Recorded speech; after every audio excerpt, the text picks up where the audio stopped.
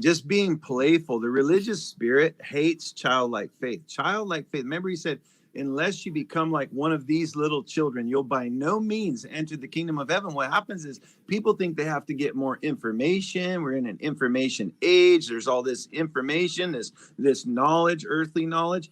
And it doesn't compare to God's divine wisdom. Like the knowledge can puff up, but wisdom builds up. What we really need is to get quiet with God so we can come into balance. Like going in the woods for me was balancing. All of a sudden he's first, everything else comes into alignment. And, Wow. my wife and I now we're better. It's like, okay, now I'm good with her. Like, sometimes if you're at each other, you got to take a break. But then one of the people doesn't want to take a break, because if the one person takes a break, then the other one's doing more work.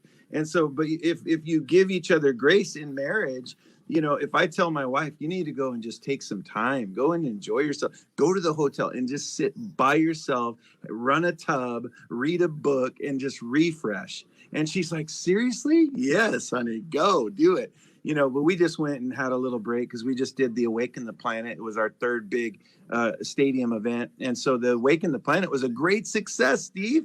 It was amazing. Awesome. Yeah, it was Awesome. amazing. I mean, just people were so impacted. Like people were getting healed of every kind of thing you can imagine. People getting saved, people baptizing others. We had tanks set up in front of the stadium there, and that field was full of people from all over the world, and pastors and apostolic leaders came together as an act of oneness. I just announced this new book. I've got a new book good, out. yeah. It's called One. And it's about the power of unity. Why did Jesus go before he went to the cross? Why did he say, oh, Father, that they would be one as you and I are also one? And then look at how the people make up. Look at that. One. Oh, very cool. So it's the people that make up the one. It's like the Lord's bringing things together where people are finding out their unique assignment, their unique role. And so anyway, this is such a joy. My mom is one of the first editors on this book and the other books. It's not meant to be a secret. And Rushing the Floodgates of Heaven. But anyway, this is just an incredible it's just an incredible read for people who want to learn to hear the voice of God with clarity, with certainty.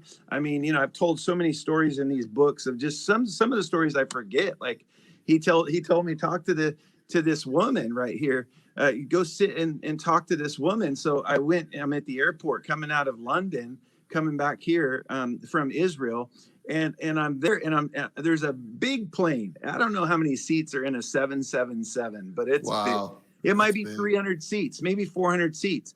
And the Lord tells me in that big waiting room, go sit next to that woman right there. So I go over, I sit down next to a lady. And I said, I felt like God told me to sit next to you.